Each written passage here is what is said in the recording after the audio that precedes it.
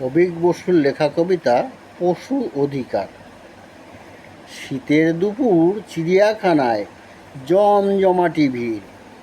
ক্যাঙারুও ঘুরতে যাবে, তাই করলো মনস্থির। লিপস্টিকটি ঠোঁটে ঘষে, ফাউন্ডেশন মেখে, থলির ভিতর বাচ্চা পুড়ে জু গার্ডেনের লেকে।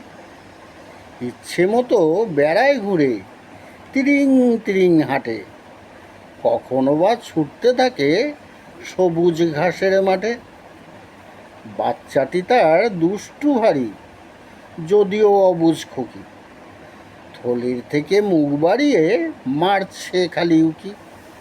এই মরেছে ছেলে ধরা, দেখলো ফেলে তাকে, টুপ করে সে নিল তুলে, ধোকা দিয়ে মাকে।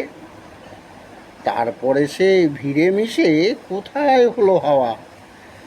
বাচ্চাকে কি আর পাওয়া যায়, যতই করুক ধাওয়া। বলল তাকে জিরাফ এসে, ডাক নাম যার ড্যাঙা। মিসিং স্কোয়াডে খবর পাঠা, কাঁদিস নে আর ক্যাঙা। বাঘ সিংহ উঠল খেপে, করতে থানা ঘেরাও। ব্যানার নিয়ে হলো হাজির একে একে এরাও। হালুম হুলুম চেঁচায় খালি, শাস্তি যে চাই দোষী। ওদের দেখে হৃৎকম্প আলিপুরের ওসি। হাতি আবার আইন জানে, করে নোকালতি।